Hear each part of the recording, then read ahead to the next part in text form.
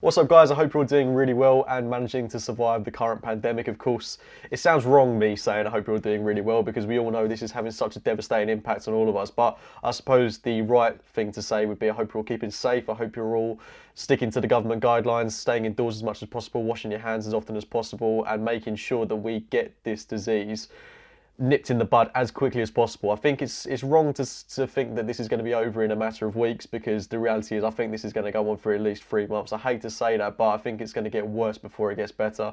And I suppose the reason I wanted to make this video is because we've got enough to talk about at the moment. I don't want to just talk about football content all the time, because for me this channel has always felt very personable. I started this channel 8 years ago, 2012, so I've been making YouTube videos for an awfully long time, and I do feel like this season in particular I've kind of slipped away a little bit. The growth in the channel has been non-existent, and I do feel like I've probably reached a limit in terms of where I'm going to go with AFC Game by Game, which, you know, I'm not sad to say. I don't regret a single thing I've done with the channel. I've massively enjoyed it. It's been a great learning curve for me in terms of building my own career, being comfortable talking on camera. It's a massive skill to have, and I'd encourage anyone to do it as well, because in 2020, where people are making so much content, and video is going to be even more important in terms of communication now on, being able to speak to a camera, it's a tough thing to do, and I take it for granted because it's something that I've done for, as I say, 8 years now. But I'd strongly encourage anyone to do it because it's going to be such an asset when we come out of the coronavirus pandemic. But as I say, the channel has always felt like a very personal thing, and having a relationship with my subscribers has always been great to me.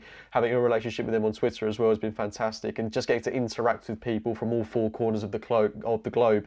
I've really enjoyed, and it's been a massive great experience for me. It's like, that's an awful way to phrase it, but I'm sure you can understand what I'm trying to get at here. It's been a really enjoyable thing to do, and in terms of benefiting my career, it's been second to none. Making videos was always just a hobby. It's now benefited me in terms of actually making it into a career, and even though I don't really make much football content anymore, I've got to work with Crystal Palace. I've made a documentary with Robert Snodgrass, Fabian Delph, worked with loads of professional footballers, had a ton of experience in the football media sector.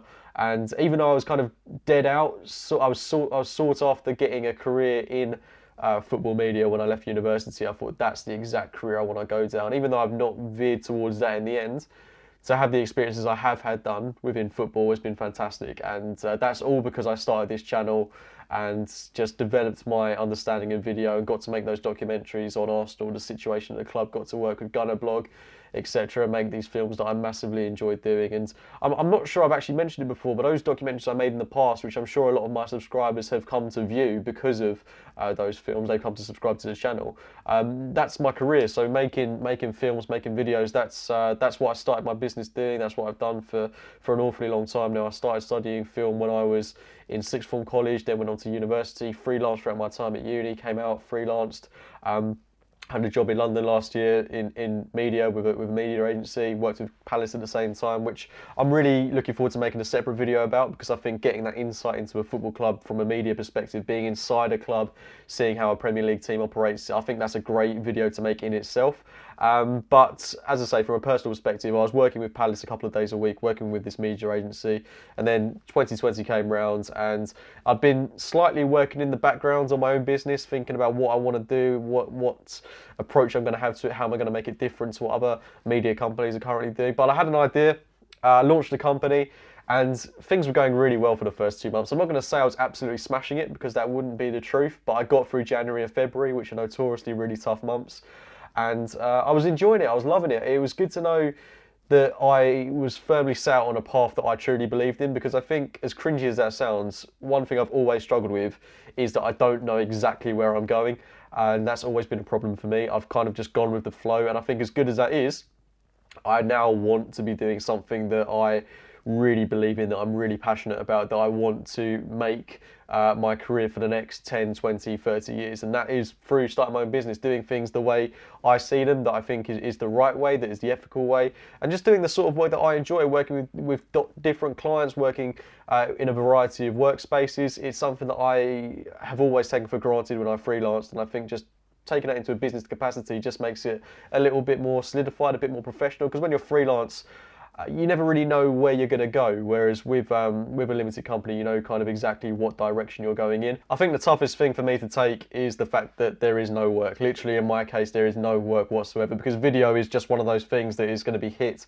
so hard by this. Being with people, interacting with people is essential to getting video content, and unfortunately it's just the way it is that we're going to get no work at the moment, and I've accepted it. It took me a long while to accept, but I think the reality is I'm going to have no work through April, May, and probably June.